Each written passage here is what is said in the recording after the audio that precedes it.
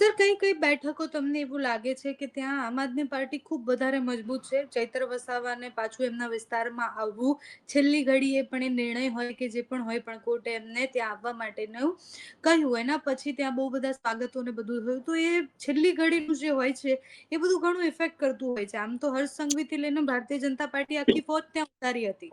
બધાએ ત્યાં પ્રચારો કર્યા છે. ચૂંટણીની તૈયારીઓ ત્યાં ભારતીય જનતા પાર્ટીએ પણ ખૂબ કરી છે.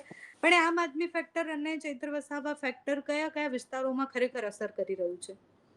એવું કહેવાય છે આ વિસ્તારમાં કે અતિશયોક્તિ જે કરવામાં આવી છે કે બચાવવાની કોશિશની અંદર જે ધમપછાડા કરવામાં આવ્યા હોય છે, જે પાર્ટીએ કર્યા છે તેણે પોતાનું મતબેંક જાળવી રાખવા માટેના પ્રયાસોની અંદર ક્યારેક બુમરેંગ થતું હોય છે, એને વિપરીત અસર થતું હોય છે.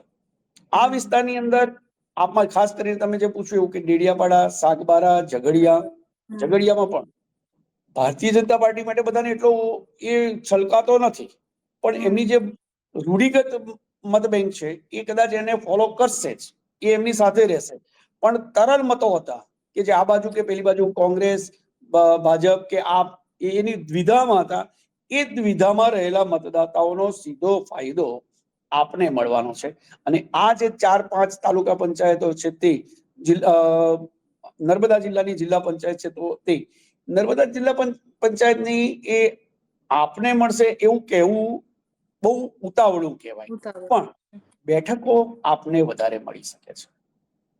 એ બેઠકોના ક્રમની અંદર આપ આગળ રહેશે કોંગ્રેસ કરતા.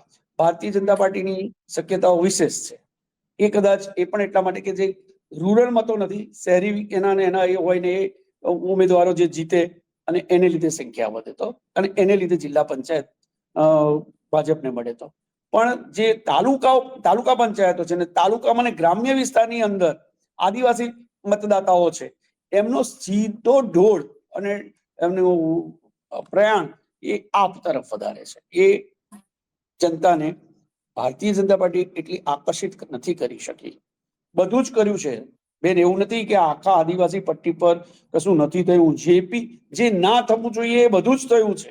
પણ એની અંદર ભારતીય જનતા પાર્ટીએ એની ક્ષમતા, શક્તિ, આવડત અને સંગઠનનું જેટલું એવું કરવો જોઈએ એ કર્યું છે.